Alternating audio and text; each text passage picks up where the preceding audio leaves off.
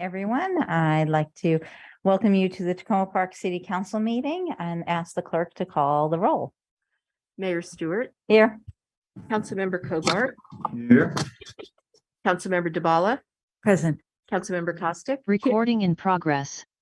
Here. Councilmember Stevens, Present. Councilmember Smith, Here. Councilmember Searcy. Here.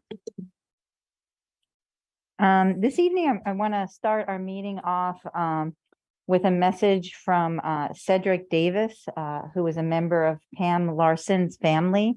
Pam passed away in August, and Cedric asked me to read this. There will be a celebration of Pam's life on October 22nd from 5:30 to 8 p.m. at the Tacoma Park Middle School. And so I'll just read this. Pam was my next door neighbor on Grant Avenue for 30 years.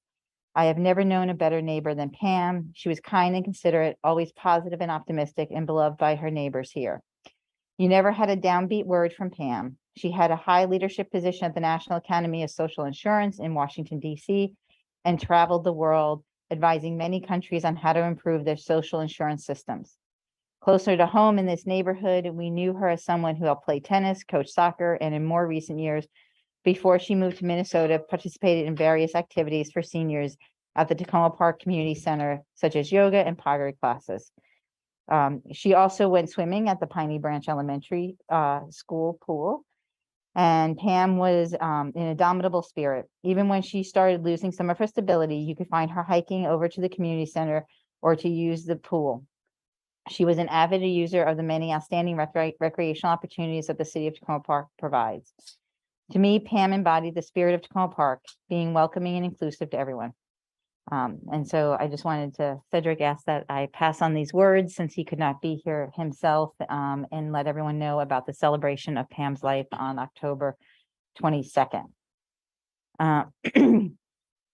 Getting back to our agenda items. Let's see, there's no change for this evening, and moving forward, next week on October 19th, the closed session that was supposed to be tonight at 6 p.m. To get legal advice on the Tacoma Junction redevelopment project will be next week. As I announced at 6 p.m., we did not hold the closed session this evening.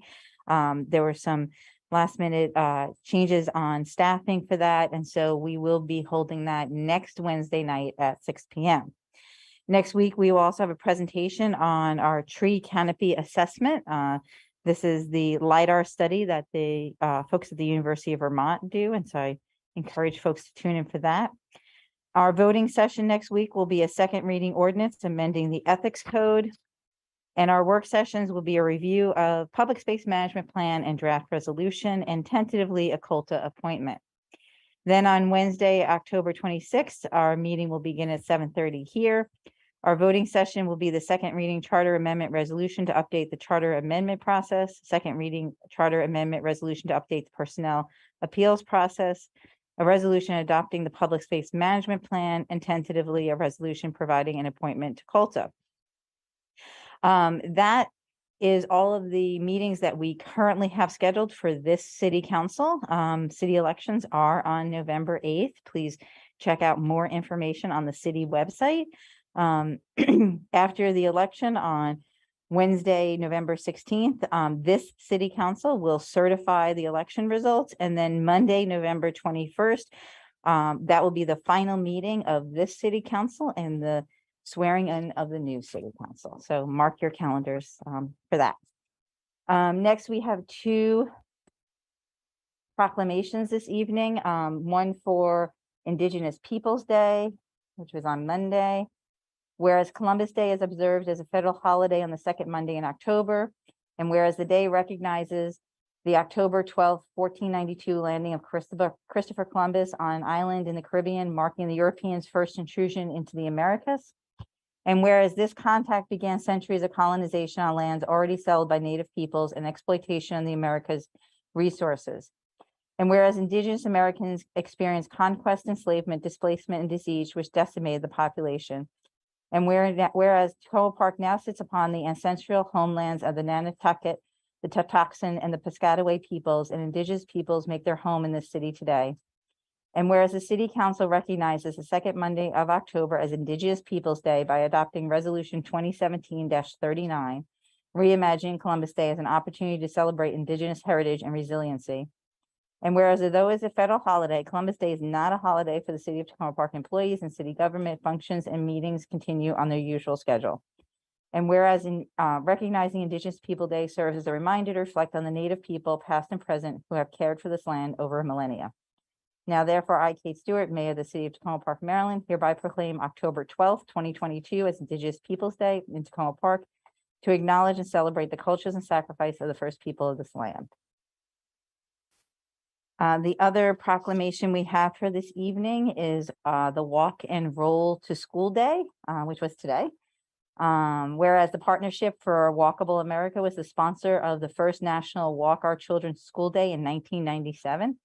And whereas the day has become an international event with the US, Canada, and the UK since 2000, Safe Routes National Center for Safety Routes to School promotes and organizes the annual Walk and Roll to School Day event along with its network members throughout the country.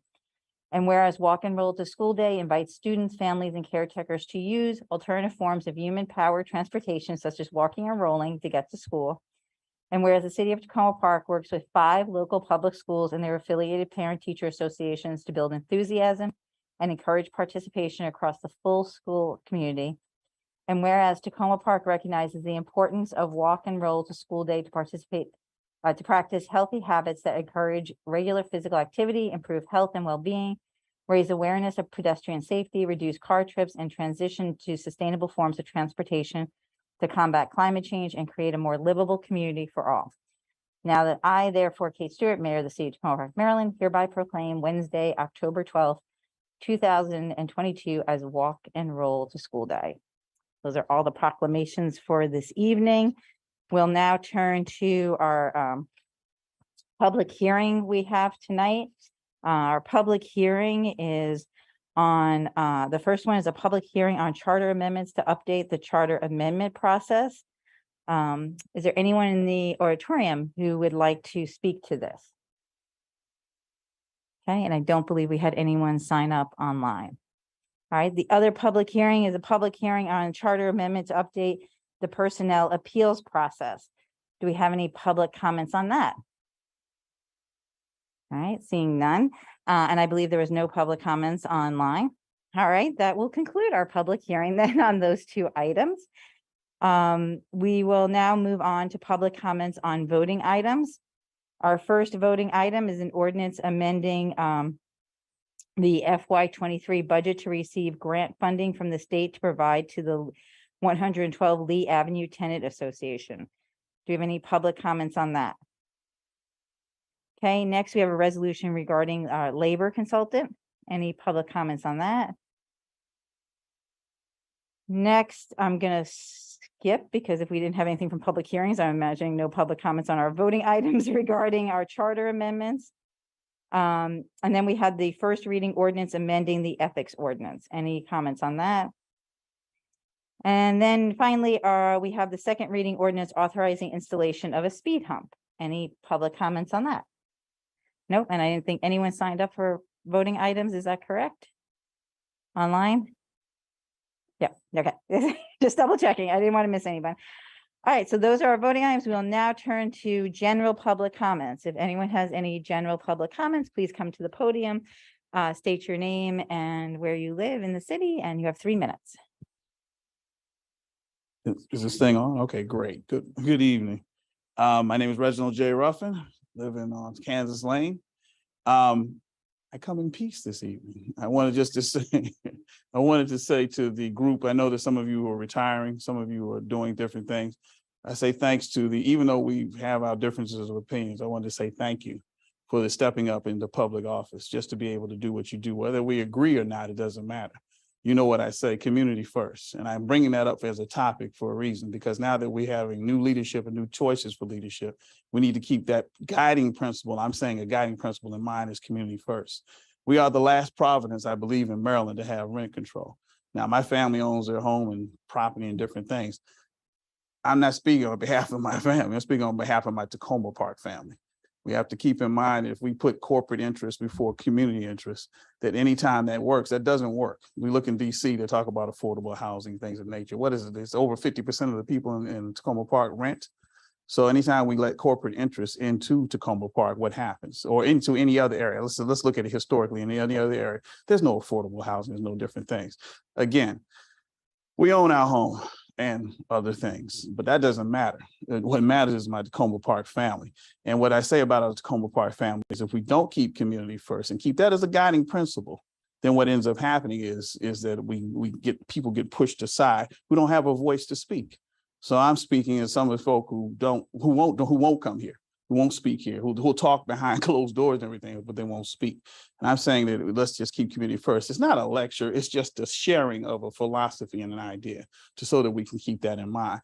To the mayor, thank you for your service at the time. And this community actually is an example of that. She started from zero experience with elections, able to go into the council for a very short period of time, I think it was, and then become mayor for a few terms. Congratulations, Mr. New Mayor, Jared Smith, coming up. So I say that publicly in terms of that. I know other people are running. All people will have Tacoma Park's best interests at heart. But I can't emphasize community first enough, because as the last province, and I think that's a correct statement, as the last province in Maryland with rent control, these folk have concerns and they're not expressing them, but there is a definite concern. So again, but I want to say, thanks to everyone on the council who's done what they done, because I think you did it out of sincere hearts. We don't need a family spout again, where we're having this thing over the whole corporate interest thing. We don't need to have that again. However, if we do, like a family, we'll resolve it as we always have. So what makes Tacoma Park what it is the heart of Tacoma Park and the way we look at it. Look at the way we communicate even in here. Look at the way you talk to one another. You go to other councils, look at Britain, look at what they were fighting in Parliament, so the point is that we have an opportunity to remember to keep community first. Thank you for the time. Thank you. Thank you for joining us tonight. Any other public comments this evening? Dr. Nanau.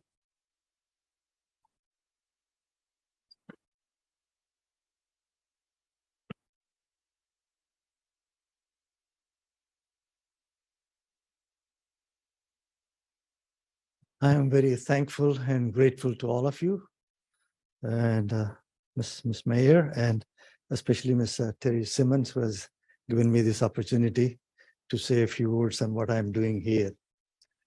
When I went to college, I dreamed of coming to America. And as soon as I graduated from college, I came to America, because that was my dream. I am a Christian, and being a Christian is one of the greatest blessings that I have ever received in my life. When I came here to United States, I landed in Tacoma Park. Our apartment was on Greenwood Avenue. It's not too far from here. And my first job was a janitor in Tacoma Park, and they paid me $1 an hour at that time, And I never complained. I was very happy. I worked very hard. I did my job. Our children were born in Tacoma Park. 2 girls were born in Tacoma Park. So we belong to Tacoma Park.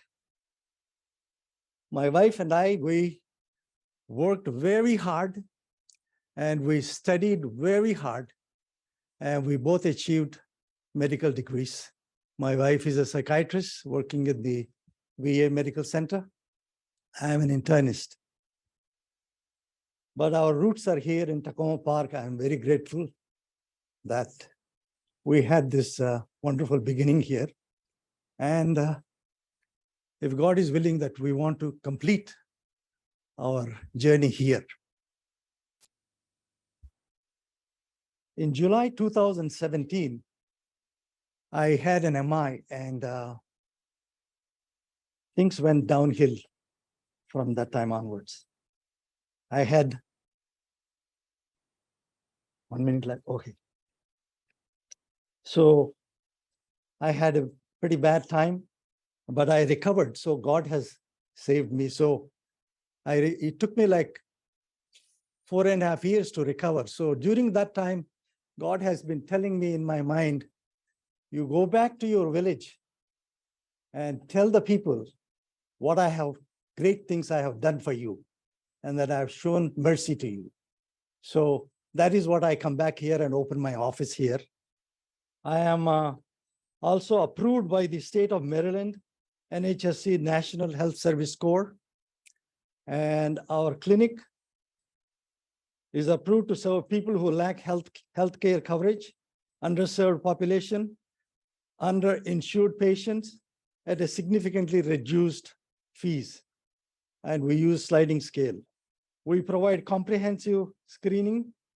We take care of diabetes, hypertension, asthma, things like that. We do EKG, ankle brachial index, arterial duplex, echo, carotid duplex, and allergy testing in our office. Same day appointments we have telehealth, and we do a lot of service to a lot of the community patients in here. Thank you very much for this opportunity that you've given me. Thank you. Thank you Thank so you. much for joining us. Thank you. Any other public comments this evening? No, not seeing any, and I don't believe we had any general public comments that signed up. So we will now move on to, oh, did Mr. Hubner sign up? Oh, okay. Okay, I didn't get that. Okay, so we'll turn to Mr. Hubner now. Ready? Let's Am go I ahead. live? Can you hear me? Live, we can hear you. Good evening, Paul Hubner, Ward 3. I'm here again to ask how this mayor will address the nearly unbelievable condition of city finances.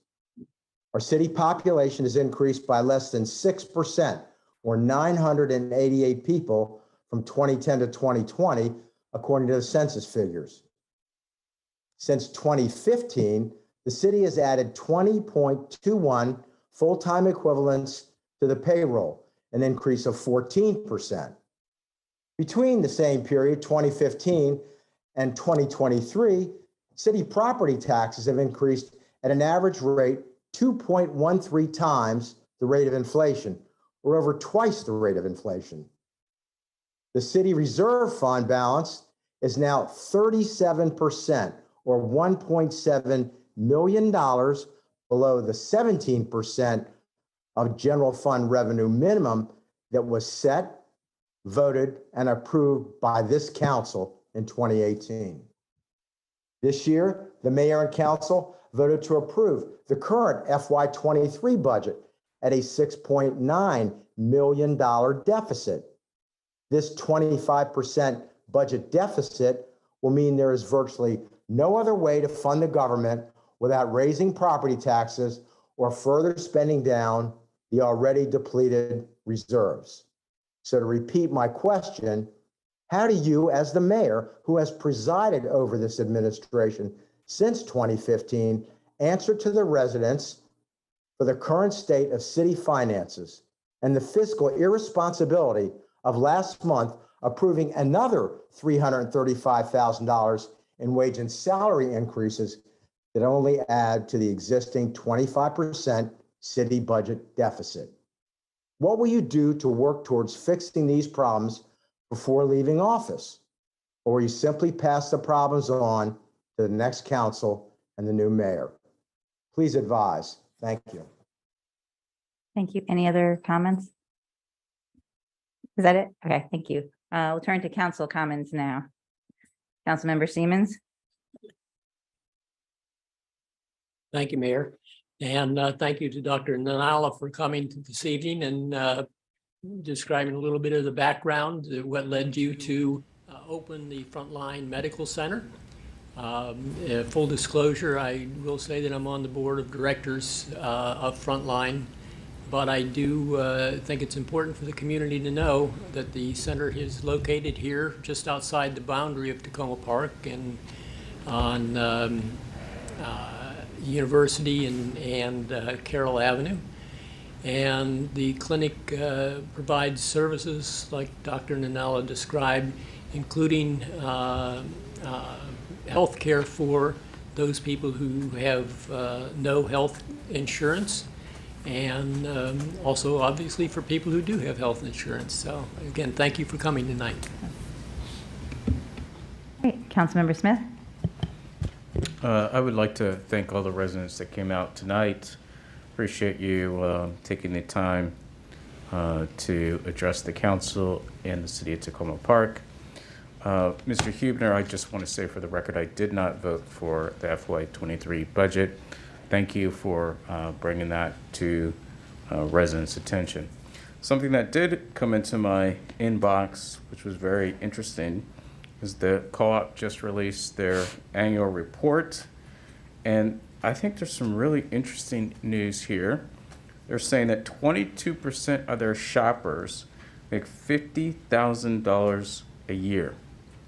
That's incredible. There's been a long-going narrative that says that the co-op is way too expensive and people that shop at the co-op have a lot of money, but if you look at this data, that is not true. I hope the next council will work with the co-op to establish other smaller co-ops within the city. This is a great institution, and we need to do everything possible to help them. Thank you. Thank you. Councilman Costick? Thank you. Good evening, everyone. Want to thank the public commenters tonight. Great to see you again, Mr. Ruffin, and thank you for joining us and your comments about community and rental housing and rent control as well. Thank you, Dr. Nanala, for coming and introducing us to your clinic and the work that you're doing. And thank you also to Mr. Huebner. Really appreciated our conversation the other day, delving into the budget a little more and what conversations we need to have moving forward. So thank you very much for raising those questions.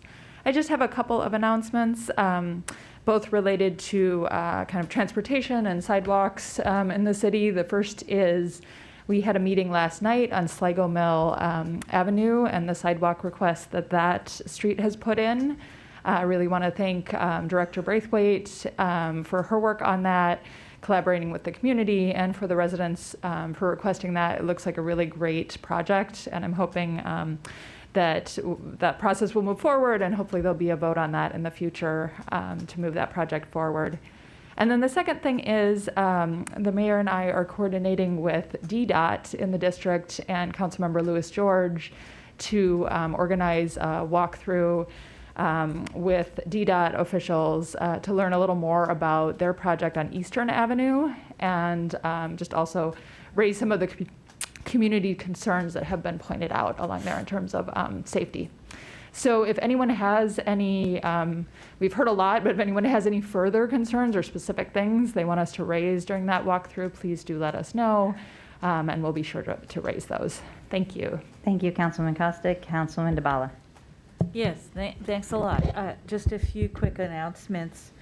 Since Councilmember Siemens didn't mention the Piney Branch Pool, I don't know if anybody else was planning to mention it. Didn't want to jinx it. There you go. Yeah, because the last time I announced it, it got canceled. So maybe, okay. It's now you got me nervous. It's scheduled to be open this weekend. Friday 5 to 6:30, reopening ceremony, half-price tickets for the pool on sale. Couple of other things. I'm having outdoor office hours, try to get in before it starts snowing. This Thursday,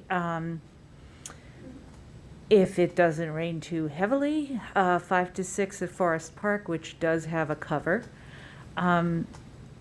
Monday, 5 to 6 at Jackson Boyd Park. You see the theme here.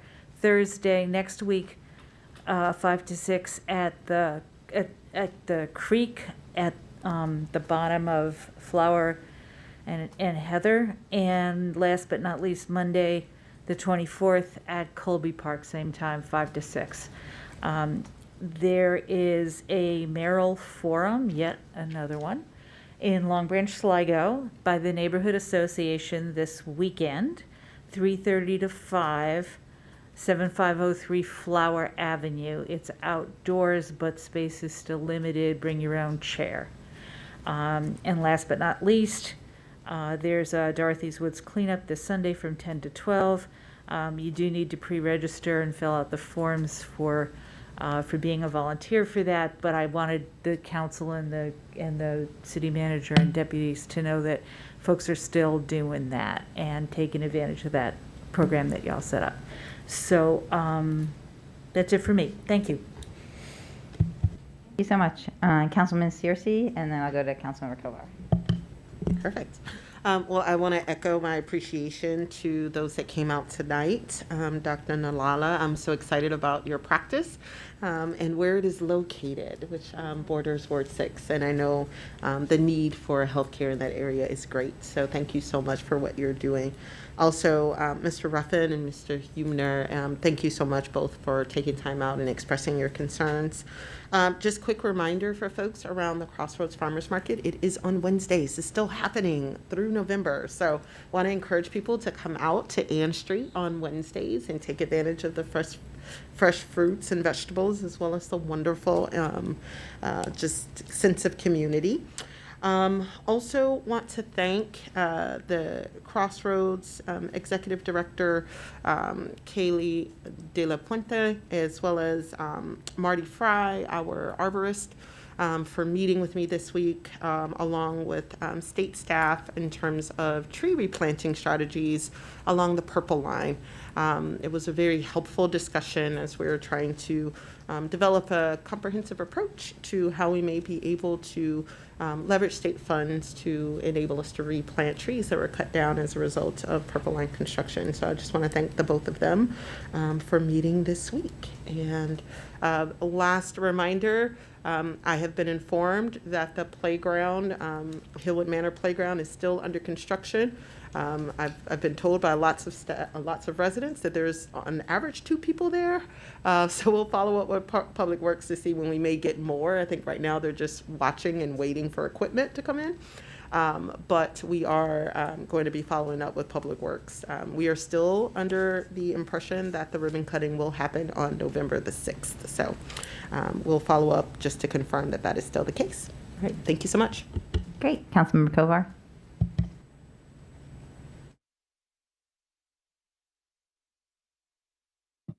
Sorry, just had to unmute myself. Thank you, Mayor. And just briefly wanted to let folks know that I'm not participating in person today, but remotely because I had some minor shoulder surgery recently. I'm still in this sling.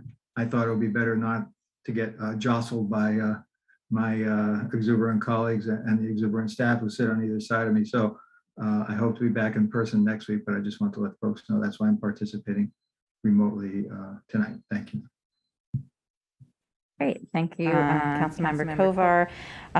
Just an announcement on this week, the Deputy City Manager, Rods Grigsby, myself, and Councilwoman Dabala spoke with representatives from Adventist Healthcare, and Mr. Clark, were you with them?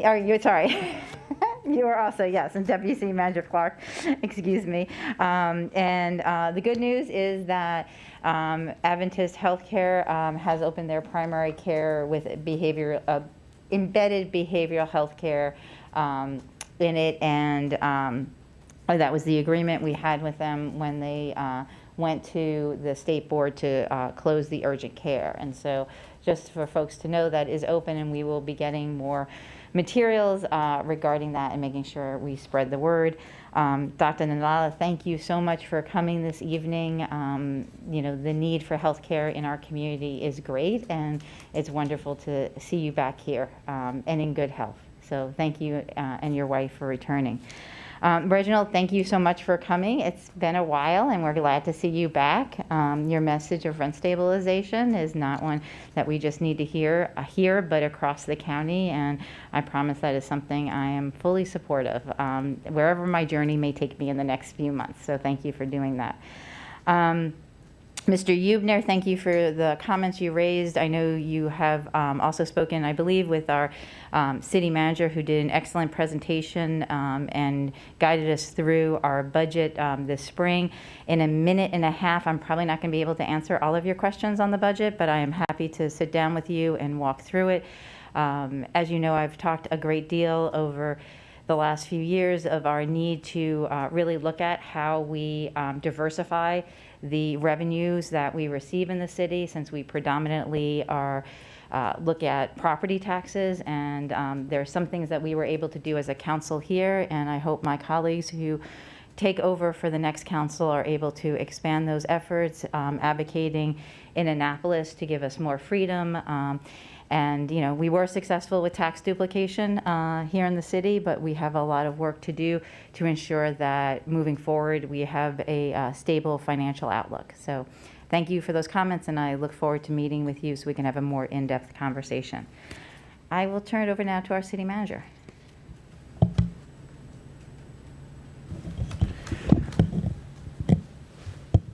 Thank you, Madam Mayor. Members of council, this evening, just got a few announcement comments. First, I want to start off with a public apology to Mr. Byrne Kelly. A couple weeks ago at council's last meeting, Mr. Kelly was providing his public comments, and during his public comments, he was interrupted by a comment that was made virtually.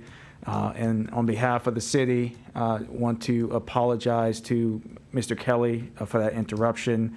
On September 28th, we are addressing this personnel matter internally.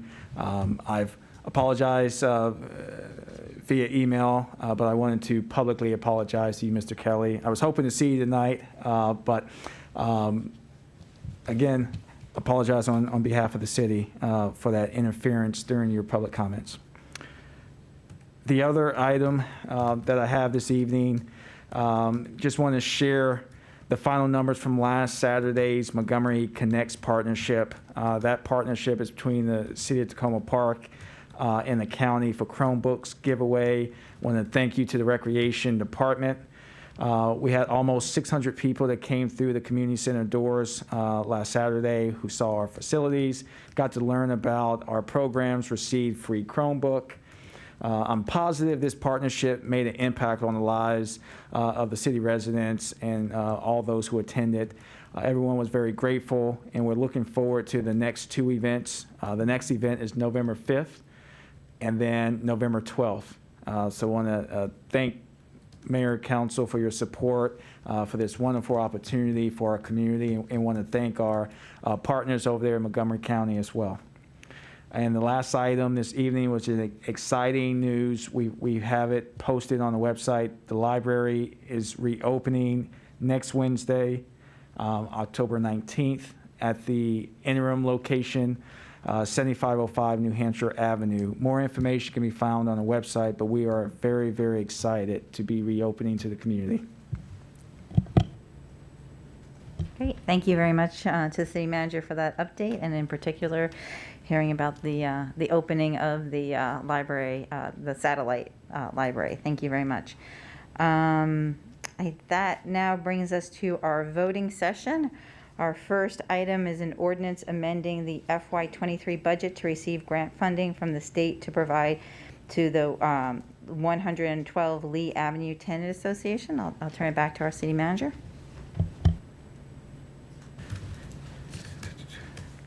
This evening we'll have, I believe we have our Economic Development Manager, Ira Cowler, online for any questions that council may have. Oh, there he is.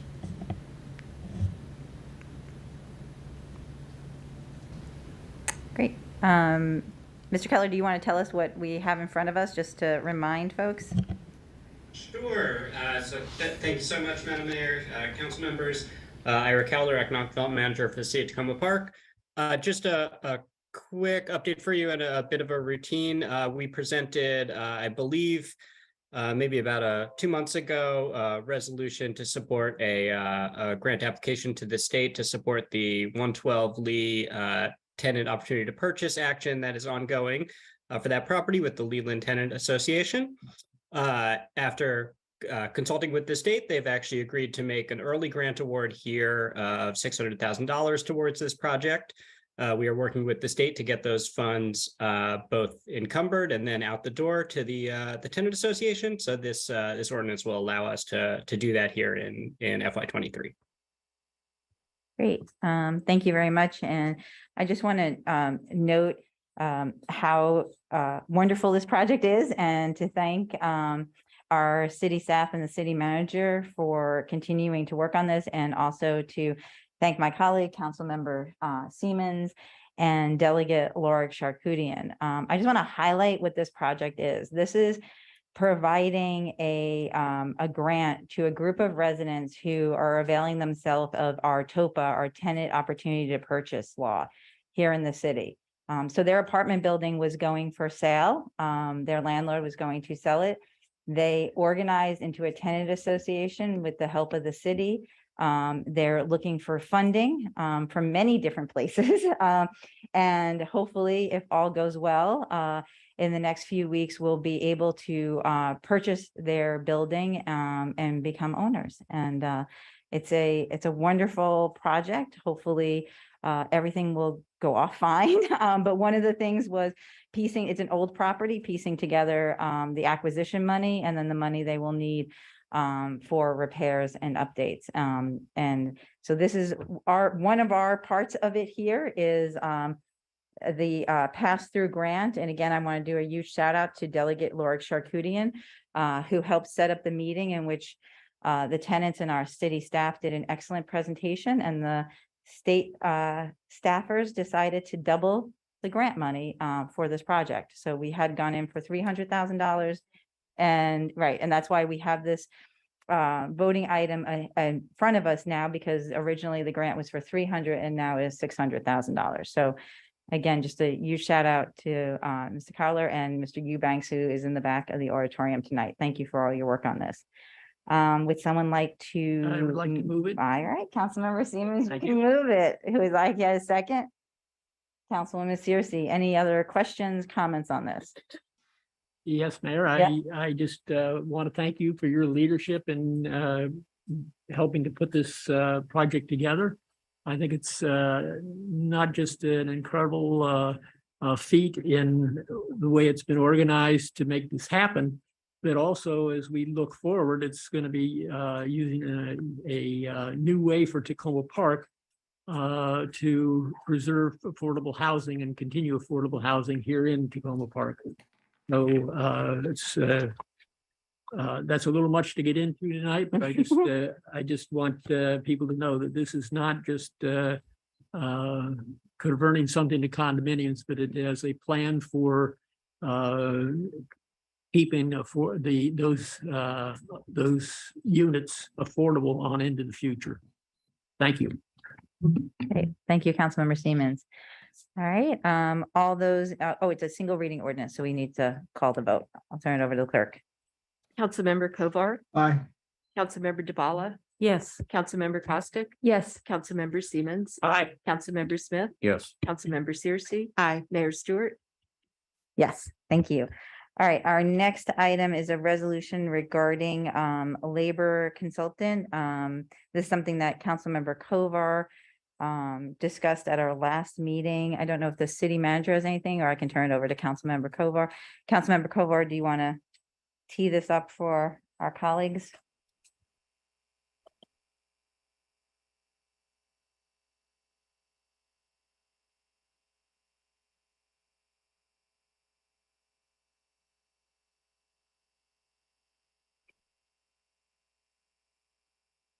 By using the other arm. All right, sorry about that. The technology was not cooperating there. So as I mentioned, when this came up 2 weeks ago, this is not the final action on this. This is just one step in the process to bring this contract through.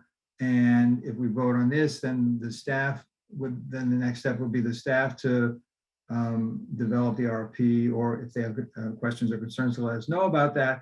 And then if the RFP then is sent out, and then we get the response back, and then we have to review that and ultimately decide on whether we want to go forward with the contract. So there's still a few more steps. And again, part of the concern behind this was just given the timing and so on to get this moving through. So I am happy to comment further if necessary, but I otherwise would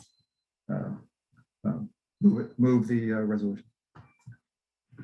Okay, we have the resolution moved. Do I have a second?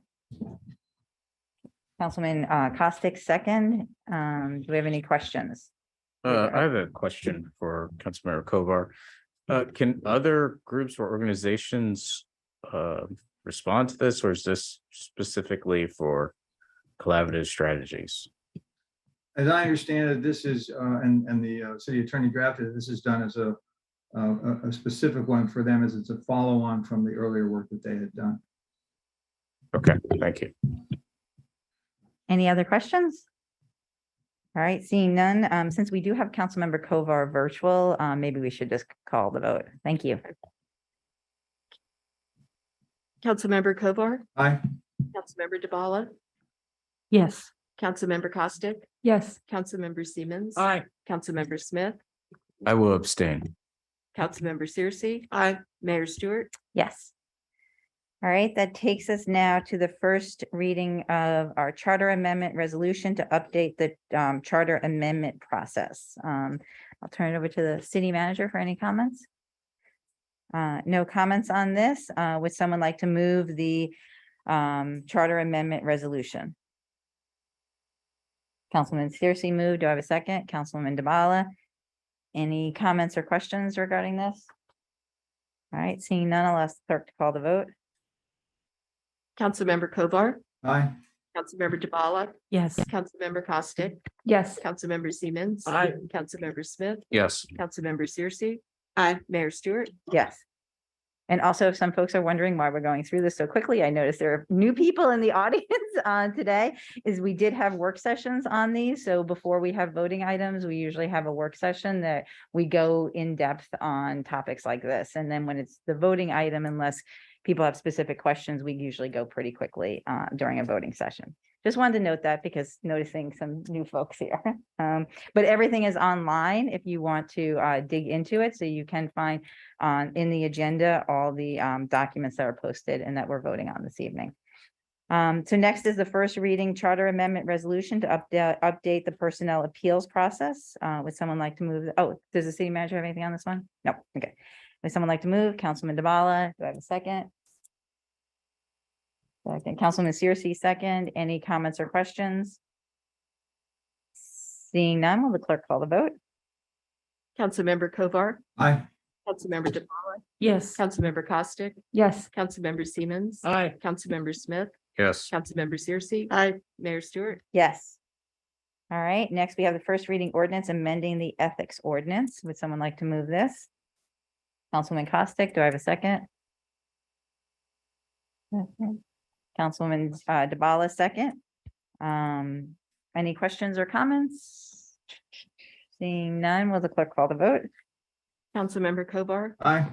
Member DeBala, Yes. Councilmember Costick, Yes. Councilmember Siemens. Aye. Councilmember Smith, Yes. Councilmember Searcy. Aye. Mayor Stewart. Yes.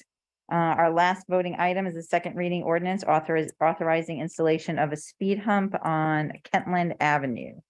Do I have, would someone like to move that? Councilman Searcy moved. Do I have a second? Councilman DeBala, second. Any questions on the speed hump installation? Seeing none, will the clerk call the vote? Councilmember Kovar, Aye. Councilmember DeBala, Yes. Councilmember Costick, Yes. Councilmember Siemens, Aye. Councilmember Smith, Yes. Councilmember Searcy. Aye. Mayor Stewart. Yes. All right, now we get to the good stuff. I mean, that was all good stuff, but our work session for tonight is a presentation on city staff review of the complete Safe Streets Committee recommendations and an overview of relevant city, county, and state policies and initiatives related to pedestrian and roadway. I think it's supposed to be safety, got left off, but I'll have to, am I turning this over to Alex Friedman, our acting planning manager? Good to see you, Alex. I just do want to state I thanks to the Safe Streets Committee. I know they gave us their recommendations a while ago, and given COVID staff capacity, some changing roles in our planning department, we've been working on this for a while, and we're very glad that we were able to do this presentation tonight. So I will turn it over to you, Mr. Friedman. Thank you, Mayor. Hello, my name is Alex Friedman. I'm the acting planning manager for the city. And I too would like to reiterate my gratitude to the committee for putting together a really thoughtful set of recommendations, and I'm glad to be able to give some staff reaction and analysis to them tonight.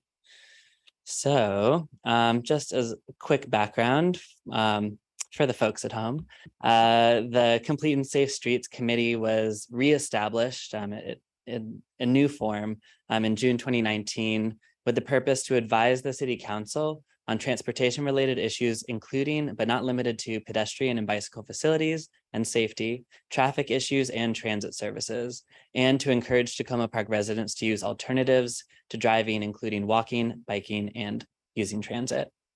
The committee released a final set of sort of complete recommendations in January 2021, which is what we are responding to today, before they were later formally disbanded.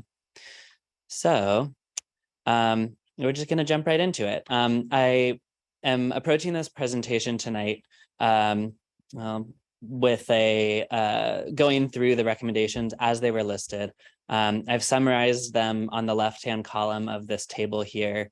And so I'll go through each one. I'll try to elaborate on them a little bit where the sort of summarized version looks a little slim. And then I'll give a quick status on where we are as a staff and working towards them, and any notes that I feel like are useful to contextualize this. I also sort of regrouped some of them so that they kind of make sense and going in presentation order. So I thought I'd start off with some of the things that are kind of actively in progress in a sort of broad category that I'm calling cost budget. The first of which is there was a recommendation broadly to be innovative and cost conscious. In particular, they mentioned the report that the committee generated mentioned looking into a variety of lower cost options for quicker implementation and trying to be creative with the options that are available for addressing pedestrian and bike safety and roadway safety. And I want to say first that this is sort of an ongoing thing that we're constantly working on. I've been working with Director Braithwaite and our staff in both the Planning Division and the Public Works Department are regularly looking at ways to stretch our budgets as far as they can go and explore like new innovative technologies, places where we can save costs and where we can have high impact without devoting all of our energies into single projects. So I know that that's a broad recommendation, but I'm proud to say that we are actively working on, continuing that. And I think that's an ongoing process. Similarly, there was a recommendation to be specific and wise about the budget available for mobility measures and how it is spent. This seemed to, in its sort of elaboration, suggest that there should be an annual budget that's available and visible to all for capital improvement type projects. And right now, the way that funds are allocated towards a lot of our projects, particularly around roadway safety and pedestrian safety and bike safety, are that they are broken out into the capital improvement budget and also within the planning department's operating budget. And that is all posted publicly online in the city budget. There's line items for each different bucket.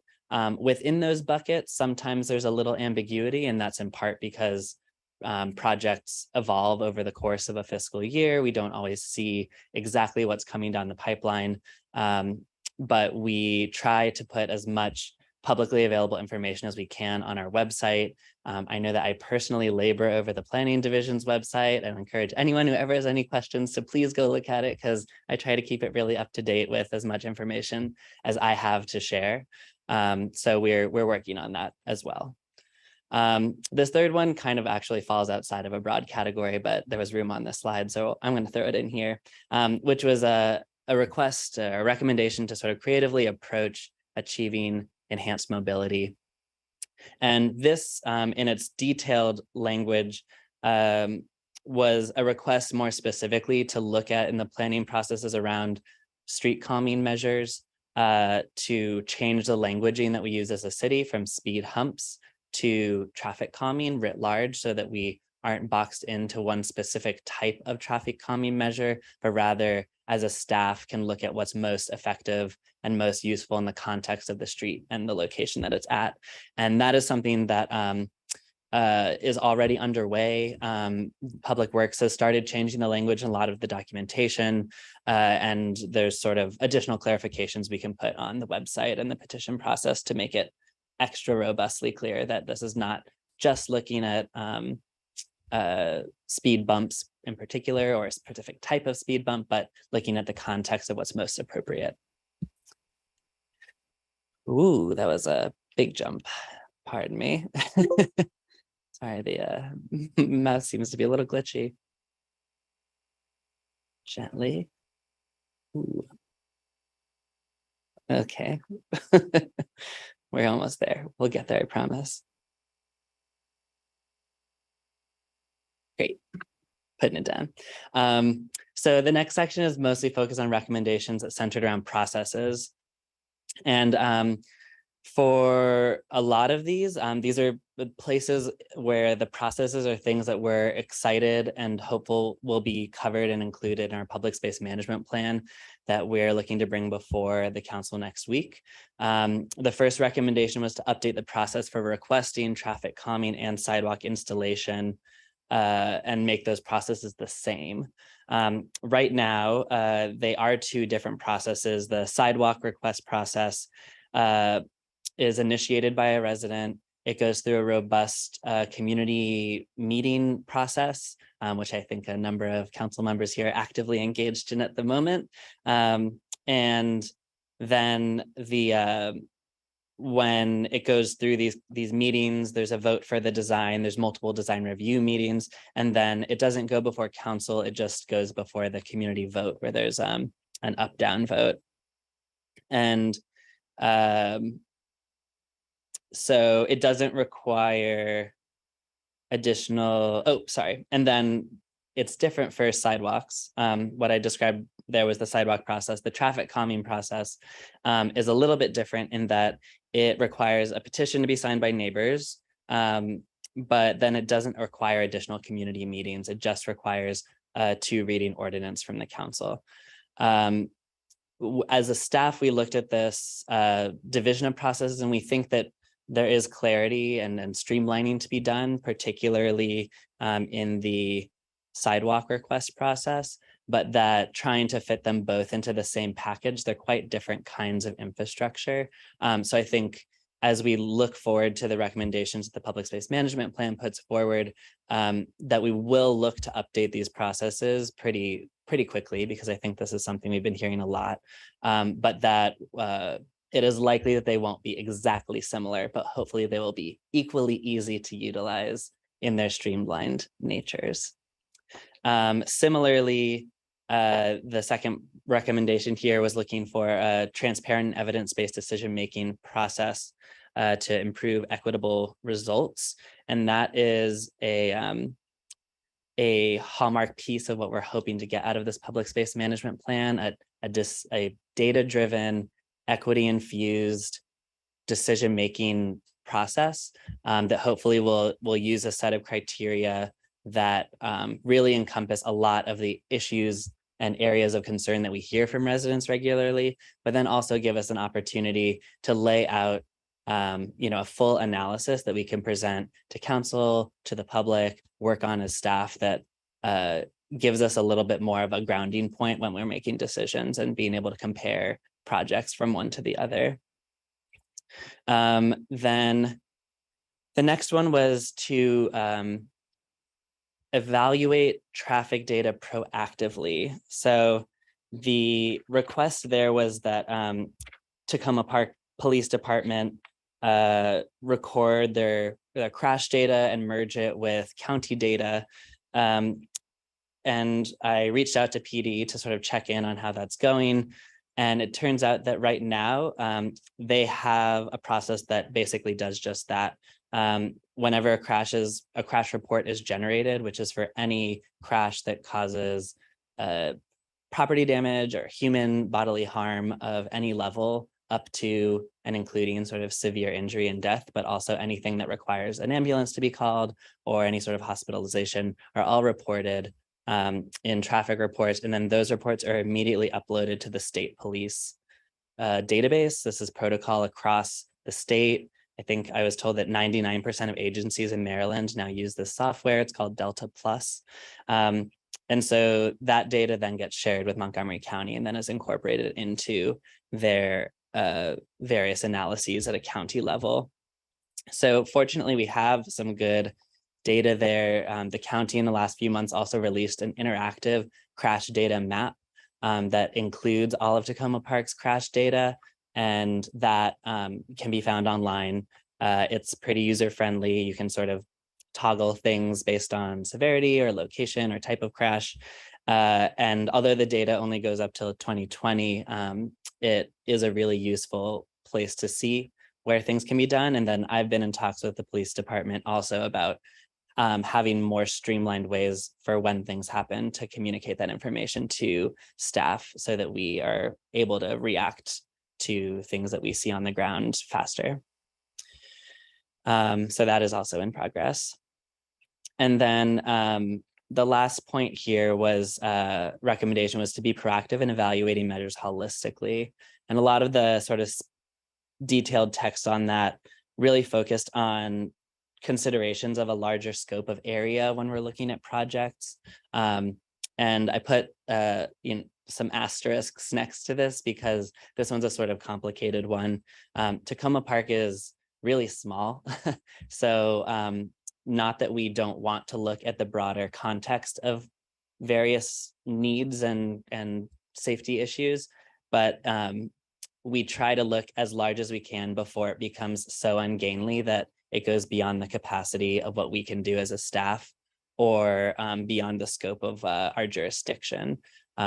Oftentimes because we work with roadways that are managed by the state or by the county, and we're up against 3 different major jurisdictions, we run into uncomfortable jurisdictional places where we don't always have all the capacities to do what we want to do as a city because they're not the things that we own and have opportunities to do.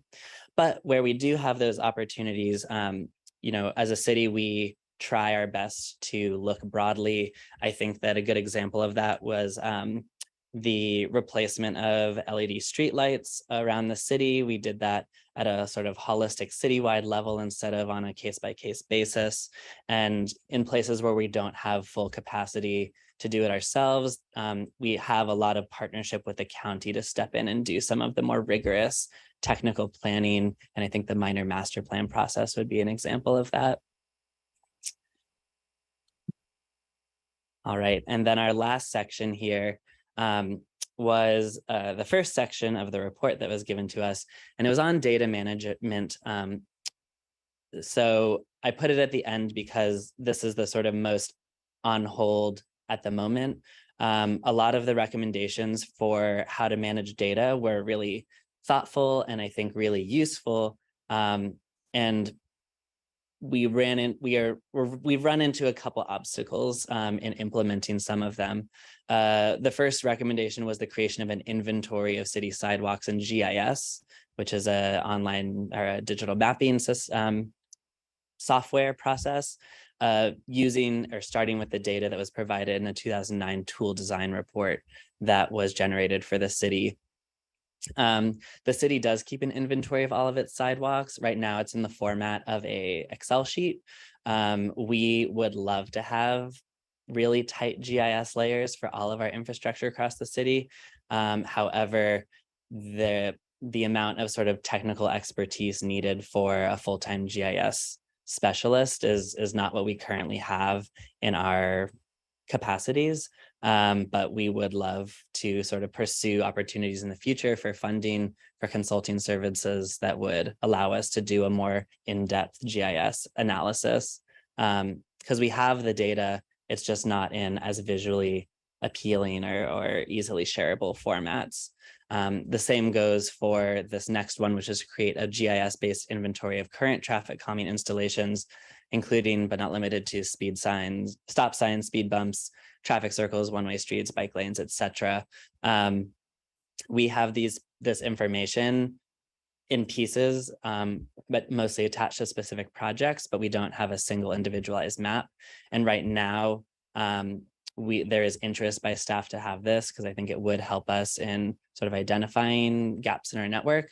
but we don't currently have funding to hire the consulting services that we would need to really do that properly. So then the last ones are all a little bit related to each other as well, based on these first ones, which are the creation of an overlay of inventory of community requested traffic calming and sidewalk installations, and an overlay of staff recommended traffic calming and sidewalk installations. Similarly, I think these would be really neat to see. We would love as a staff to have access to this. For these two in particular, I think that part of the attention that I read into the sort of descriptions on them was that this is an effort to make more transparent where a resource is getting devoted to, and is there a difference in who's requesting them, where are they ending up, and how do we make sure that that's being done equitably. So I am hopeful that those pieces of this recommendation will be manifested in a lot of what comes out of the public space management plan, which will have more rigorous and data-driven criteria to make sure that it's not that the concentrating pockets of resource allocation don't happen either intentionally or by default, where it just sort of is the loudest. I'm trying to think of a cool phrase, but nothing's coming to me. So cool saying that people said a long time ago for that one. And then finally, publication of maps on the city page. This is something that in the planning division, we have a lot of mapping that we do put on the website. We have a lot of mapping that comes from the county that we link to the website. And we're trying to do more. We would love to do more mapping as is provided by our GIS capabilities. And this is something that we can continue to work on as we get maps that we can generate, and we will put them online as soon as we have them. So then I just wanted to quickly go over some city, county, and then state level initiatives that are in play right now and how those are influencing what we're working on. At a city level, I've mentioned it many times tonight. We'll see it for the next 2 weeks at council. It's the public space management plan. And we're really excited about this and what it means for how we think about public spaces, and public spaces including sidewalks and roadways, and the way we allocate resources towards them, and how we initiate the processes to add new ones, improve existing ones, etc. So that's in progress. We also have in progress right now the ADA sidewalk implementation. This is an ongoing process that we've had for, sorry, I'm losing my notes here, that started off in 2010. The city established a program to make repairs on existing sidewalks along city streets to bring them up to compliance with the Americans with Disability Act regulations. So the work is performed under the review of a consulting engineer and the city's on-call concrete contractor. And the amount of work performed each year depends on funding levels that are approved in every year's budget. The city has completed about 80% of the work on the identified ADA upgrades that are necessary, and the rest are scheduled out in the pipeline. The work on sidewalks along state roads got underway in fiscal year 2020, and will likely require about 10 more years to get completed for the state roads in particular. But again, the sort of pace that we can unveil sidewalk is very much related to funding on an annual basis as well. At a county level, there are all sorts of things happening. The first thing I wanted to mention, something I already mentioned, which is the interactive crash data map that came online earlier this year from the county's Department of Transportation. I highly recommend for anyone at home that's interested to go take a look at it, because it is really interesting to see the patterns of data, which show that Tacoma Park is not immune from roadway crashes, but also we're doing pretty good. We have been spared a lot of the severe and fatal crashes that other parts of the county see. And that's something that we're really pleased about. You want to see low numbers. And, we still have work to do. So that's a really interesting tool, which pairs really nicely with this even newer tool that just was put out by the county. They conducted a predictive safety analysis that looked at a whole variety of factors relating to traffic safety, roadway geometries, like how a roadway is laid out, levels of pedestrian use, and did a whole analysis looking at where are the places in Montgomery County that are most likely to be places of friction where a serious or fatal crash might happen. And they broke it out by different kinds of road users too. So there were pedestrians, there were bikers, there were different kinds of vehicle turns and different kinds of intersections. And on the list of the top 200, I don't want to misquote myself, the top 200 sort of hotspots that they identified in this analysis, 7 were located in the city of Takoma Park. Our challenge as a city is that every single one of those is on a state highway, which I think is often not a surprise. And we keep, pestering our friends at the state to, work with us to do things on this, because it is frustrating to feel like our hands are tied sometimes. Then in 2018, the county put out a bicycle master plan. This was a county-wide plan for bike routes and bike best practices. It focused on where are routes that need safety upgrades, where are existing routes. And this guides a lot of our practice in the planning division around bike route and bike safety upgrades around the city. This includes projects that we're currently working on. The Cedar Avenue Sharrow system was a route that was identified through this effort. We are working on funding for the New Ave Bikeway, which is a multi-use separated bike lane along New Hampshire Avenue that was marked in this plan as a high priority, as well as efforts to keep moving forward on our Maple Avenue connectivity project, formerly known as the Complete Streets Project. All of those were laid out as places that need work in this plan, and we, those and others, we hope to use as a guide there. Similarly, in 2018, the county passed a Vision Zero action plan, which has had periodic updates to note every few years what their sort of priorities are. In the current action plan, the top priorities that they listed that I think we use most and are relevant most to the efforts of the recommendations made by the Complete and Safe Streets Committee are improved lighting to provide safety upgrades during routine maintenance, which we've worked to upgrade all of our lighting across the city. Sidewalk construction projects and upgrades, which are ongoing, as I've mentioned, and also working on transit stop safety, which we've been working on in the form of increasing bus shelters, but also I'm personally thinking forward to where do we still need new bus infrastructure, and where, with the Purple Line coming in, do we have opportunities to increase safe pedestrian access to new stops that are coming down the pipeline. Then in progress right now, but only out in draft form, is the pedestrian master plan, which is similar to the bicycle master plan at the county level, but it focuses on pedestrian safety. And looking at the draft recommendations right now, they look really compelling. They're really centering a lot of the best practices and pedestrian safety practice and infrastructure. And I'm really excited to use this as a guiding document as we move forward in the city.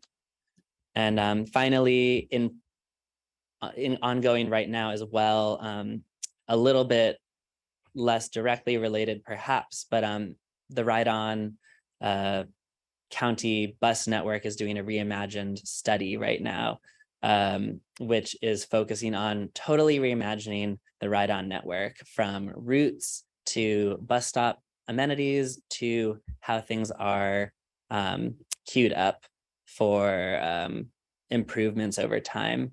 And this also includes, to some extent, pedestrian amenities and getting to and from transit stops safely. So these are all things that are on our radars. We are working into the work plans that we are creating for ourselves, and are keeping an eye on for as they grow forward.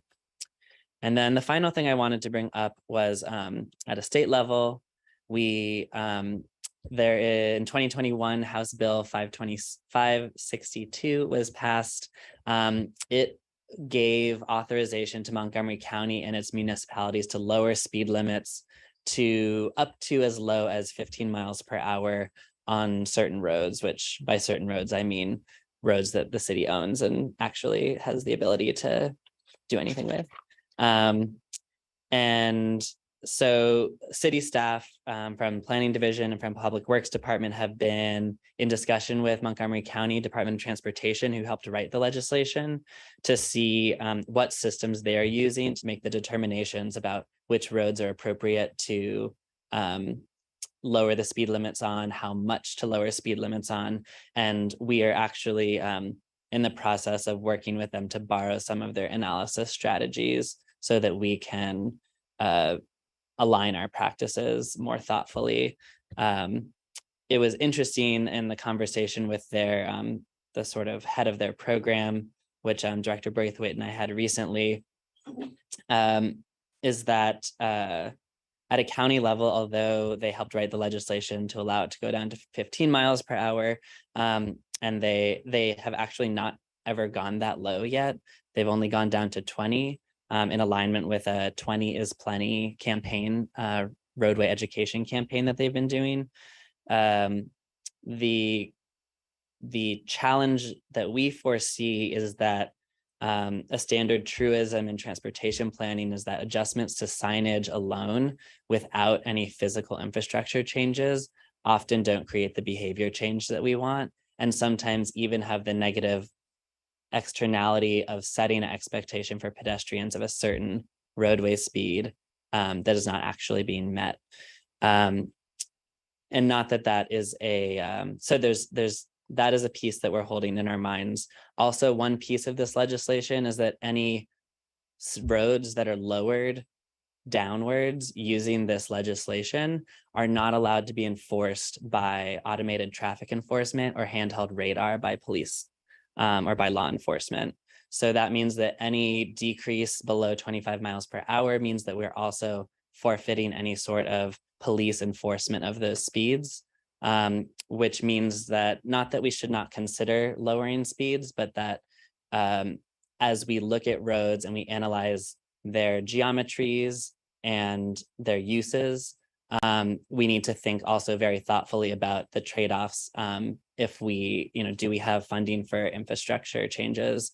Do we want to give up some sort of enforcement? And do we want to put a speed limit lower on signage? And we can have, I guess, 2 out of the 3. And the mix of those 3 is, I think, not for me to make a judgment about now. I think it's very contextual to the roadway that we're looking at, but it's just something to consider, because I think that often it's really, it's sexy policy to sort of lower speeds outright, and we just need to be really thoughtful about if there's any unintended impacts to that. So that is the last I have on that. So I just wanted to wrap it then with sort of some opportunities for council moving forward as we go through using a lot of these policies and these recommendations to guide some of our work. We're really excited to be developing new criteria for sidewalk and traffic calming requests, and we would love support in adopting those when we bring them before the council, and any sort of related ordinance or regulation changes which are likely to need to accompany that, in particular, because they're written into the codes in different ways, and so we'll need to do some reconfiguring to make those work. And secondly, a lot of the recommendations made are things that we are really excited. We would love to be able to pursue, but they're sort of contingent upon either additional staffing or funds to support consulting services to fully implement those regulation or recommendations. Because we, we're a small team. We can't do all the things all at once, all the time. And we would love to do as much as we can. So sometimes that means we have to bring in extra hands or extra support to do that. And And so I'll leave it at that. I'm happy to answer any questions that folks might have. Great. Thank you very much, Mr. Friedman, for that presentation. And Councilmember Siemens is the first one with his hand up. Thank you, Mayor, and thank you for this presentation. Very thorough, and I appreciate it. It's interesting to look at all these pieces we've talked about in the past and bringing them together with some new, some organization to it. I'm supportive of the, getting more of our city infrastructure documented with GIS, but I understand the cost benefit is a hard thing to measure right now. But I did want to touch on the bicycle master plan. Yeah. And see if you had any kind of an update on that, on what has taken place with that. What's next? What's Yeah. in the docket? We are currently in the process of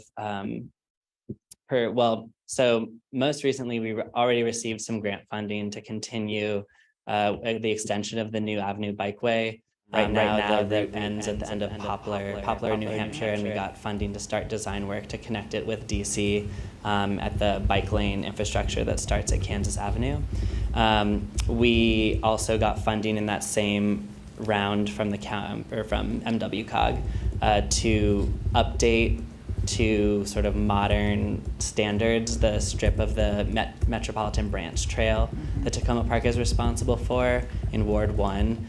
For anyone who's ridden a bike there, it's you go from a big, wide, beautiful pavement on the DC side to our like little narrow segment, and then Silver Spring on the other side is working on theirs as well. And so we need to sort of keep up. And although we were the first to implement that stretch of trail along this part of the region, I don't want us to be the last to improve it. So we're working on those, and additionally, we're pursuing funding opportunities for Maple Avenue. We've put in a couple grants that we're waiting to hear back from. But in addition to that, I have been working on, we made a big purchase of bike racks earlier this summer that we're waiting to install in locations around the city. They'll be in all 6 wards. Just can't count at my wards properly. All 6 wards. We've also partnered with a number of private property owners in places where there wasn't a lot of public right-of-way. So we're really interested to be piloting these new sort of public-private partnerships. But the idea being that I think that there should be secure bicycle parking near every commercial center, near every park, and that's not how it is right now. So we purchased, I believe it was 64 new bike racks that we'll work on installing with Public Works over the next few months. And then on top of all that, I'm started looking at places where there are friction points for bike riders. I've been convening on a semi-regular basis a sort of community bike listening hour to hear where folks are seeing things that are not working well. And I would love to put some of those recommendations at places where, maybe there have been crashes in the past, maybe there are unclear signage, perhaps there are places where it feels like cars are getting a little bit more of the fair share of the roadway than bikers would like. So I'm actively kind of analyzing what the options are, and I hope over the next couple months that we'll get to sort of set a path forward on a few of those. I'd appreciate, hearing about some of those meetings you want to conduct, and so I can help you with outreach to some of the bikers who are very interested in Yes. Seeing improvements. Yes, and I'm grateful that we have a pretty vocal and engaged number of bike riders in the city, and I know that there's even more to reach, so I would love to collaborate on that more. I appreciate that. Thank you. And again, thank you for the presentation. Yeah, thank you, Councilmember. Councilmember Smith. Thank you, Mr. Friedman, for the presentation. Seems like you put a lot of time into it. You mentioned the time it's going to take to finish all the ADA. How many years was that? I'm going to defer all those comments to Director Braithwaite, who knows the details of that a lot better than I do. Okay. And the cost? I could provide year-by-year analysis, and happy to send that to you tomorrow. We've been at the ADA sidewalk work on city sidewalks since 2010. We had a few years of pause early on as there was some public debate about the need for the program, and then more recently, we've had to pause as a result of COVID and funding limitations. So on average, the council's allocated anywhere from $150,000 to $500,000 for ADA sidewalks. Some years it's more, some years it's less, some years it's none. So we've been working our way through the city at a fairly regular pace. For the state roadways, we just got started in 2020. Again, the funding level has varied from year to year, anything from 200. I don't think we may have gotten to 500,000 one year, but I think for the most part, the funding have been slightly less. And so we've really just embarked on that, gotten a few major state highway sidewalks addressed on Piney Branch and on Carroll Avenue and on Philadelphia. So we'll continue to work through those as funding and availability allows. And so you've completed 80%, is that? For the city streets, yes. Yes, 80%. It might be actually even a little more than that. Okay. But yeah, we're And getting then- close to the finish line. And then the state highway, you might, what, 5%, 30%? I think we're probably at 10%. 10%, okay. And so you estimate this might be a 10-year project? Yeah, I would say at least. And again, it's using a crystal ball to determine a level of funding that would be associated with that kind of progress.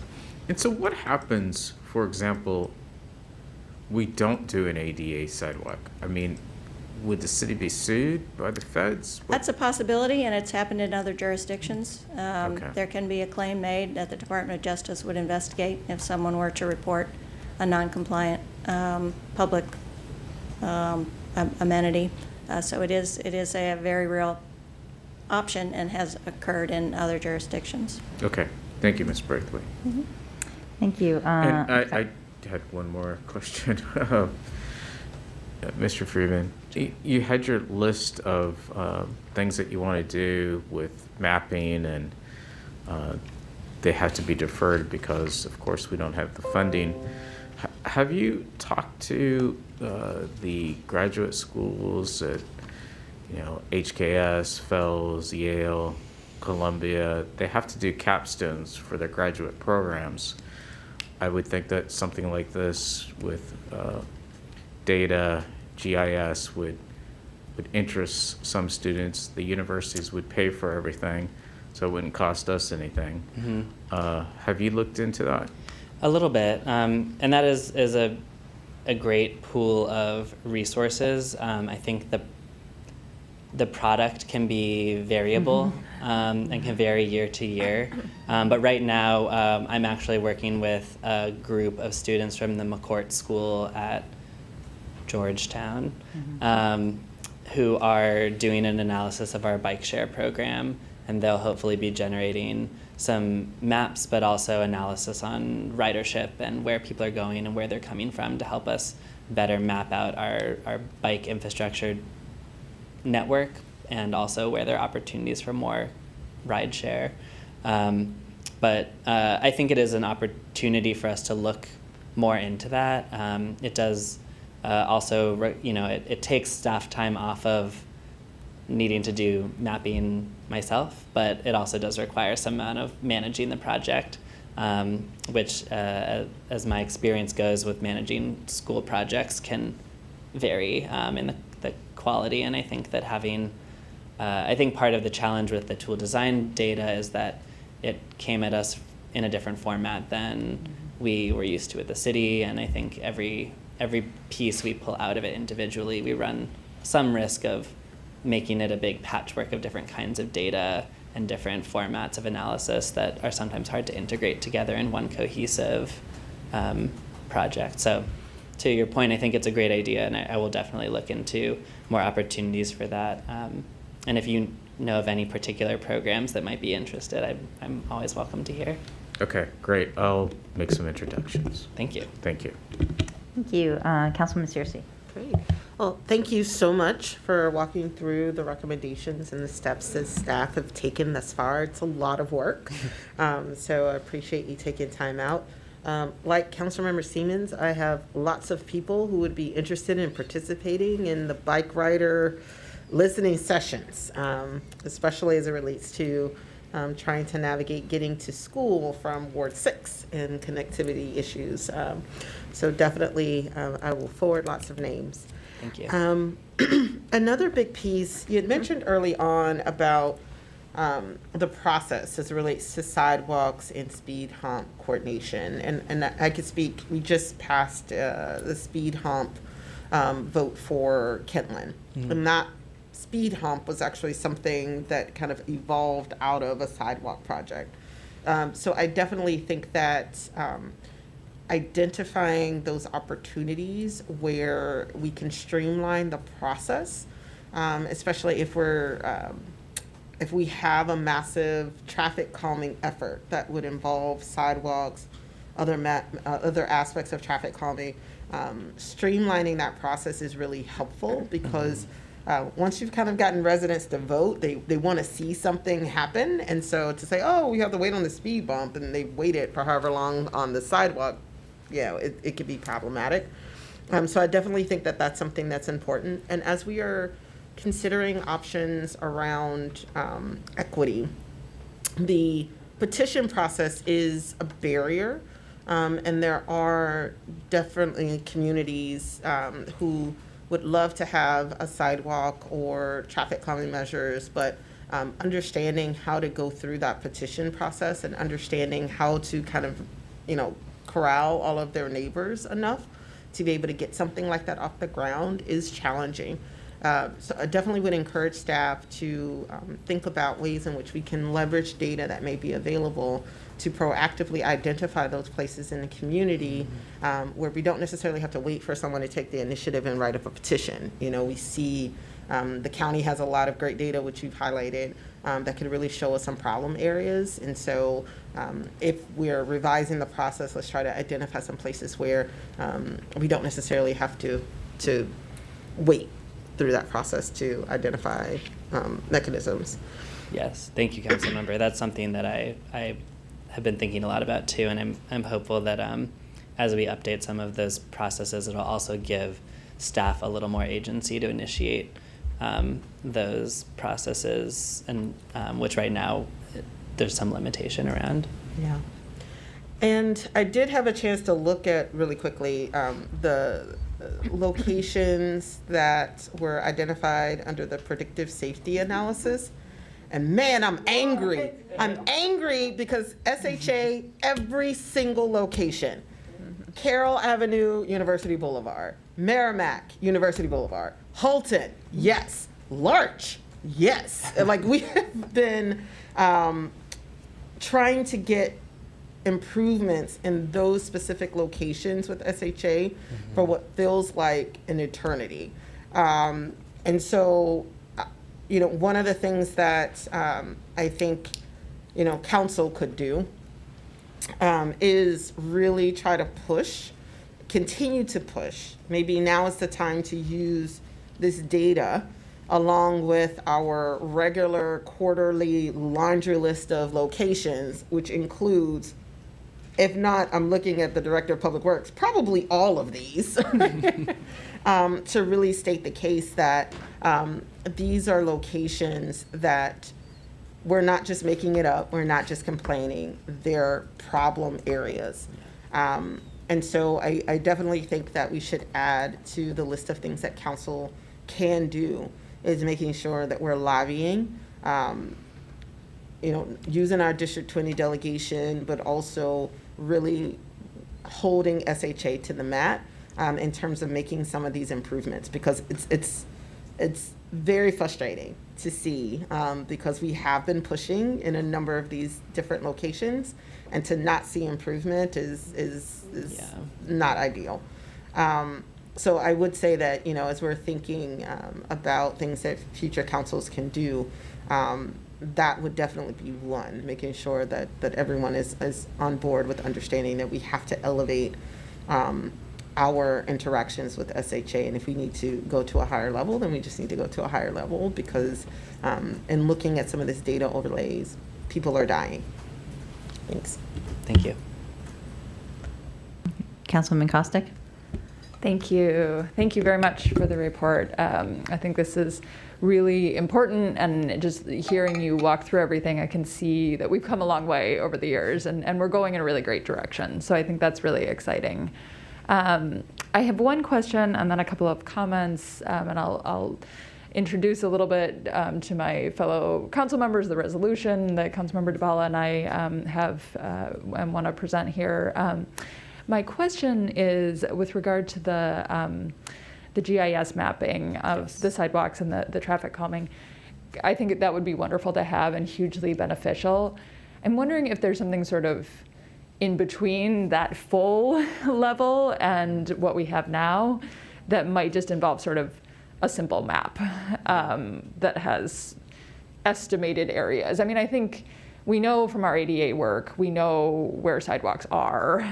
Maybe the traffic calming is a little more difficult, but for sidewalks in particular, I think we do know, and I know I've heard from residents before with a willingness to walk around and kind of identify and send in a map of their neighborhood or whatever it is. So I do think there might be some opportunities there to just have that. And I think a few years ago there was an analysis, I think you might have referenced, with regard to the potential locations for new sidewalks that had, I know it had some issues and it wasn't exactly ideal, and I think it's probably about 10 or 15 years old now at this point. But I think we have some of that information that could maybe be presented, not in a super advanced way, but could at least give us some map. Right. Yeah, there is thank you for that question. I think in the public space management plan draft materials, some of which I've reviewed, there is a non-interactive sort of streamlined map provided that shows kind of a green, yellow, red, green being sidewalks on both sides of the street, yellow being sidewalks on one side of the street, and red being no sidewalks. Right. That sort of colorizes all the roads, which does also paint a sort of interesting picture, even though it's not hyper detailed. And that's something that we can continue to update, because part of our contract agreement is that we are retaining all of the mapping layers and things that come out of that. So I'd be very happy to continue updating that, because it's at its level, and I just have to work with Director Braithwaite to identify what's under work. Great. And then I think to your other point about other traffic calming, there's it's conversation I would love to have and see where we can do something a little in between. Yeah, and even if we started now adding stuff to a map whenever we do repairs to it or something, at least we'd be headed in the right direction a few years down the line. Yeah. Thank you. And then the other thing I guess I wanted just to highlight that I think the committee raised and we've talked about as a council are specifically that last point on your last slide, which was about updating the traffic calming and the new sidewalk request policies, which, as Councilmember Searcy pointed out, are really not equitable right now. They are a barrier to installing sidewalks in particular. I think traffic calming slightly is an issue itself, but I think it's not as big of an issue, in my opinion, as the sidewalks. And I also think they really give outsized weight to whether or not a neighborhood or a particular person even wants a sidewalk in front of their house. And I think it's really important that we consider what residents want, and we work together, and I've seen it in action. Director Braithwaite has worked together really, really well with residents to find solutions when they're concerned about their retaining wall or their vegetation. And I would definitely want to maintain that process. But I think the public space belongs not just to the people whose home is next to it, but to all of us in the city, because it is our city property. And so I think taking that bigger picture look and being able to have policies that are, as you said, having staff come up with, we looked at the city as a whole and this location close to an elementary school needs a sidewalk, or this is a thoroughfare for people walking to a bus stop. This needs a sidewalk. And then to be able to prioritize those with our budget, because we have a limited budget, is just key. And I see our current policies, and I think we as a council have talked about it as a barrier to being able to do that. So Councilmember DeBala and I developed a draft resolution that is posted on the agenda page. Happy to answer any questions from colleagues, and it's still a work in progress. So if people have, recommendations that they'd like to add to it, or things that would be helpful, if there's something you think would be useful in terms of giving direction to staff about where we might want to go with this, we'd love to hear all of that. But that basically outlines some of the things that we've talked about previously, which focus on revising those policies and then emphasizing sort of a more holistic approach, and an approach that has alternative pathways besides just a request from residents. So I'll leave it at that for right now, but happy to talk more, and maybe Councilmember DeBala also wants to add to that. Great. I'll go, Councilmember Kovar, 1 second. I'll go to Councilman DeBala to follow up with that, and then go to Councilmember Kovar. Yeah, of course I have a lot of questions about what you said, but I know where to find you, so I'll skip that part and go to the issue of what direction the council might give, what is useful for the council to give in terms of general direction at this point, besides great, put it in the public space plan. So that's sort of a given. I think we talked about that at the last session on public space. And so because we're getting a little short on time here, we did jump the gun a little. But the point of the resolution is to start the discussion. What should this council, what is useful for this council to say in terms of general direction on this topic? I personally agree completely with what my fellow council members have said, particularly about the inequities in the traffic calming and speed bump processes. For example, you have a map of sidewalks, and it's more than just, are there sidewalks on that street? Are there kids on that street? Is that a truck route? Is there a bus stop? A lot of other pieces to it that don't come out in the process that we have now. Right. One thing that's not captured in this really that much is the role of SHA and what the city council might, to another council member's point, what the city council might do to bring our values on these local roads that happen to be labeled state highways, bring that forward and have them be part of the community and not just pass through roads. So I'll stop with that and see what other folks have to say. Thank you. Great. Councilmember Kovar.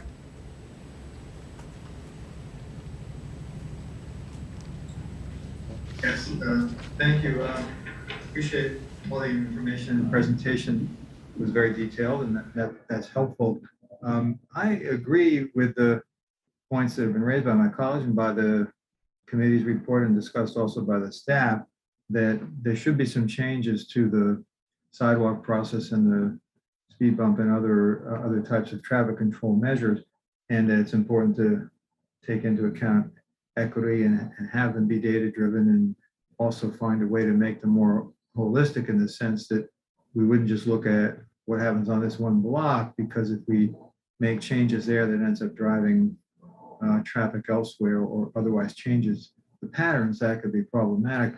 One of the challenges I see, though, is that some of those concepts can work at cross purposes with each other. And if you add in also that we want it to be more data-driven, if we're saying it can be more data-driven, but we're also saying that a smaller number of people can put something forward than we have now, and then potentially that we might be setting up a situation where there would be greater disappointment, because if a small group says, oh, now you don't have to go get the petition, we can just do it, and then the data doesn't support it, or the data looked at holistically maybe presents other reasons why it can't happen.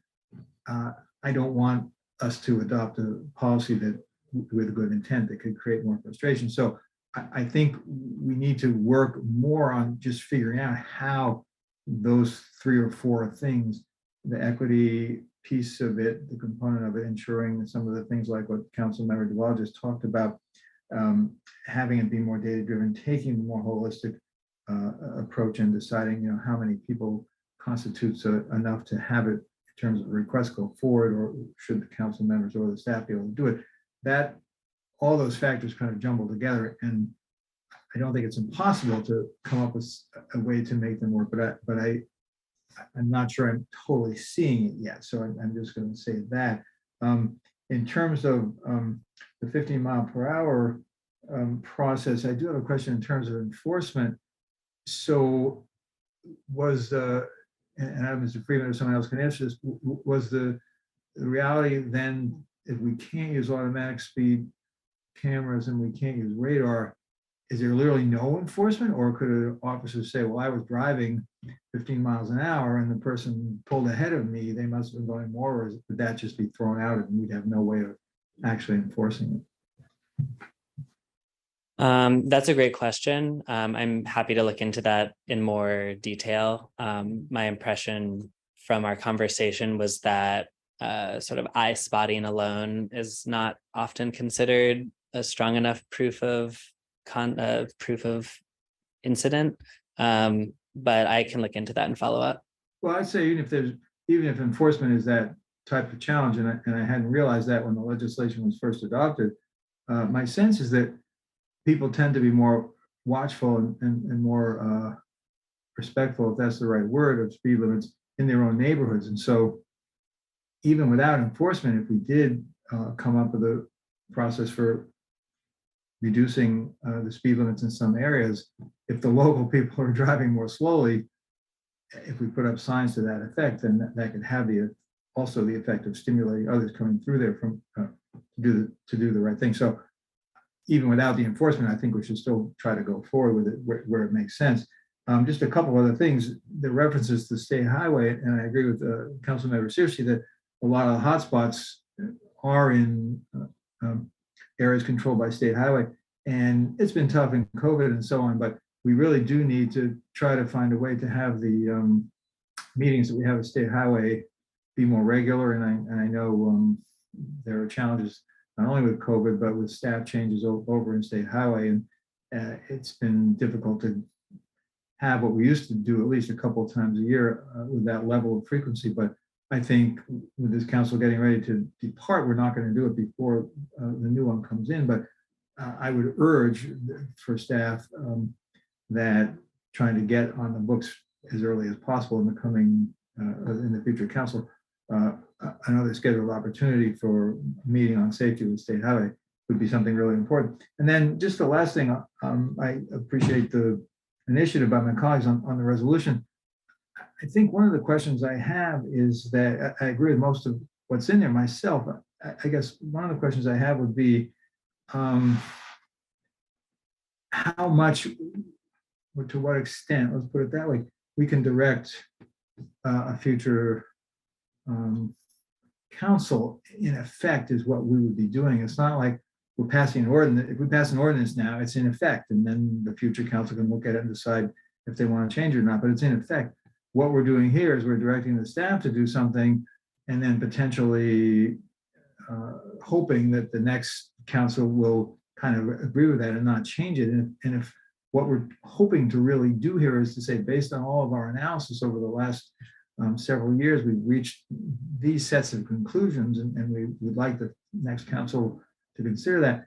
One option would be to keep most of the resolution, but not have it be something that directs the staff, but to say it's the sense of the council that here are the things we ought to do. And that's just, that would be another way of sort of suggesting the same level of, the same kinds of things, but maybe not in a way that could be complicated in terms of actually implementing it, since we'd be relying on future groups we don't control.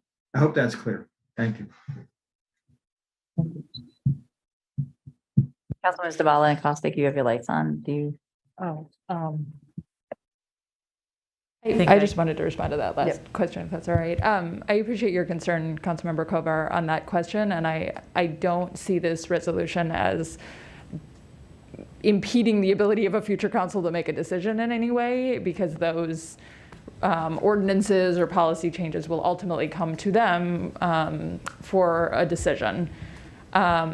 But this is something we've been working on for a long time, even before this current council. I was standing where acting Director Friedman is right now in 2017, before I was elected, on the Safe Roadways Committee, talking about the same thing. And we as a council identified it as a priority, I think in 2018, in our priority sessions. Staff have identified it as something they've seen as an issue, and I think we haven't been able to make the traction we've wanted on it. I personally think some of that, I wish myself, I'll take some responsibility, I wish I had moved forward on it more quickly. I think there was some confusion in terms of, what was the next step and how do we get there? And I just want to help avoid that, because I think it's important that we do take these steps, and we're in a really great place, I think, with the public space plan coming down to give us some of those kind of evaluative criteria and some things that I think set us up for success with this. So I think it's important to take the action now, identify this, and have something tangible to bring back to a new council to consider, rather than sort of this nebulous concept of doing something, which is, I think, where we've been ourselves for a while.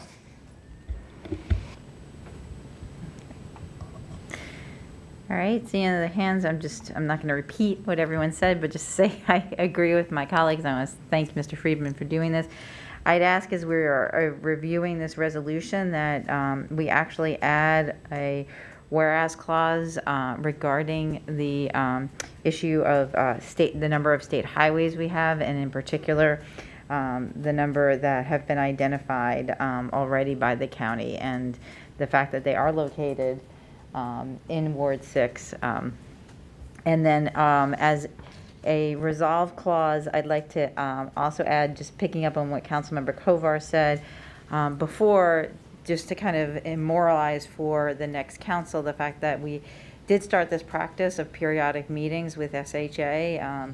Unfortunately, because of COVID and staff changes at SHA, it hasn't been as regular, but when we were up and running and doing them not so much quarterly, but almost quarterly, and had a running list, I think it really did help us keep on top of the issues with SHA and see some progress. So I was thinking that we could add that as a resolve clause, that we encourage the next council to work with city staff to continue those. We called them quarterly, but they weren't quite quarterly meetings. Semi-quarterly. They were like semi-quarterly, because SHA didn't want to meet with us during the winter months when they're busiest on road things. So so it's kind of quarterly. But otherwise, I agree, and I thank Councilman DeBala and Costick for putting together the resolution and helping move this forward. All right, Councilman DeBala.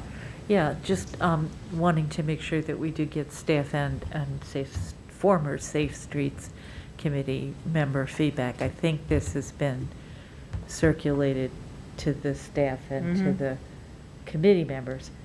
The presentation that you did tonight, which was great, I think has not been circulated outside of, so that, let's see if we can get both of those pieces. Can we do that? Get that together so people can look at them together? I think we'll probably put this presentation up Put on the that up website online. like we normally presentation, do. I think, is already online. I just actually. want It's up now. Thank you. It's already up. Thank And I you very believe much. the city clerk has already contacted the members of the. Yes, Yeah. she has. Yeah. Yeah. Okay. So that's easy, done. Great. I would just ask Councilwoman DeBala and Costick if before Friday morning, you just let us know if you would like this on the resolution on the agenda for next Wednesday or the following Wednesday, depending on how much time you need to revise that, get feedback from folks. Just let us know so we know when to put it on the agenda. All right. Thank you, Mr. Friedman. I think Thank we'll you be all. seeing you at every meeting that we have Yeah. left. See you face. Looking forward to it. I think all our meetings this evening. I thank everyone, the staff for the meeting tonight. Yeah, look forward to seeing everyone I'm trying to figure out what's going on this weekend, but I'm not sure. And no one said anything except for the Piney Branch Pool on Piney Branch Pool Friday night. Yeah, that's all. Yeah, those. I'll let people do those. All right. Good evening, everyone. We are adjourned.